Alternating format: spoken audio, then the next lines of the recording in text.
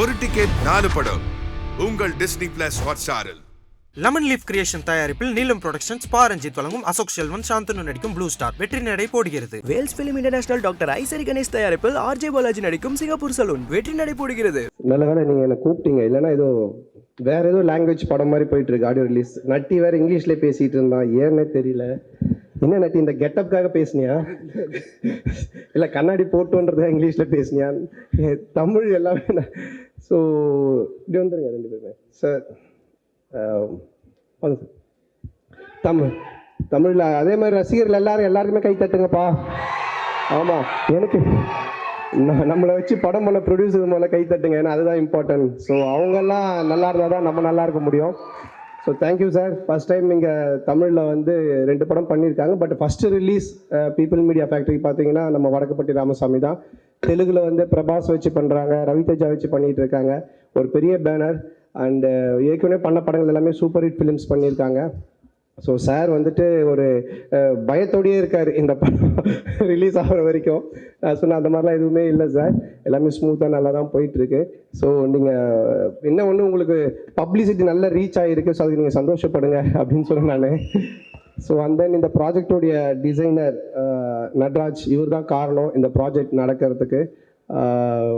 Project வந்து design பண்ணி கொடுத்ததே அவர் தான், ப்ராஜெக்ட் டிசைனர் அப்படின்னு சொல்லலாம்ல, இல்லை என்ன சொல்லணும், கோ ப்ரொடியூசர், கிரியேட்டிவ் ப்ரொடியூசர். ஸோ என்னென்னா எந்த அளவுக்குன்னா இந்த ஷெடியூல் வந்து நாங்கள் இந்த படம் ஸ்டார்ட் பண்ணும்போது 65 நாள் ஷூட்டிங் நான் ஸ்டாப்பாக பண்ணி முடிச்சு கொடுத்தாங்க. ஸோ 65 நாளும் எல்லா ஆர்டிஸ்ட் கிடைக்கிறது கஷ்டம், லொக்கேஷன் கிடைக்கிறது கஷ்டம், இப்படி எல்லாமே கிடைக்கிறது கஷ்டமான ஒரு சுச்சுவேஷனில் நட்ராஜ் வந்து பார்த்தீங்கன்னா அட்ஜஸ்ட் பண்ணி கரெக்டாக செட் பண்ணி அந்த 65 டேஸ் நான் ஸ்டாப்பாக பண்ணி கொடுத்தாங்க. ஸோ அதுக்கு நன்றி சொல்லணும். ஆனால் அது மட்டும் கிடையாது, எந்த அளவுக்கு இவர் திறமைசாலின்னா ஒரு சின்ன கலாயலான விஷயம் சொல்லிடுறேன். அதாவது நாங்கள் வந்து 65 நாள் ஷூட்டிங் போயிட்டு இருக்கும்போது ஈவினிங்கில் வந்து ஷட்டில் விளையாடிட்டு இருப்போம் அங்கே. சரி போர் அடிக்குது, ஈவினிங்கில் ஷட்டில் விளையாட கொஞ்சம் ரிலாக்ஸாக இருக்கும்னு. அப்போது நட்ராஜ் சொன்னார், இது மாதிரி ஹீரோயினும் கூப்பிடுங்க ஷட்டில் விளையாடுறதுக்கு வரட்டும் அப்படின்னாரு. அப்படியே ஹீரோயின் ஃப்ரெண்ட்ஸுங்களையும் வர சொல்லுங்கள் அப்படின்னு சொன்னார். ஹீரோயின் ஃப்ரெண்ட்ஸுங்க எங்கே இருப்பாங்க தெரியாது, பட் நான் சொன்னேன் மேகா ஆகாஷ் கிட்ட, இந்த மாதிரி வாங்க ஷட்டில் விளையாடலாம் அப்படின்னு சொன்னேன். சரி ஓகே அப்படின்னாங்க. அதுக்கப்புறம் உங்கள் ஃப்ரெண்ட்ஸ் யாராக இருந்தால் அவங்களே வர சொன்ன, எல்லாம் சேர்ந்து விளையாடலாம், ஏன்னா நட்டி சொன்னாங்க டேரக்டர் எல்லோரும் வரேன்னாங்க. அவங்களும் ஓகே அப்படின்னாங்க.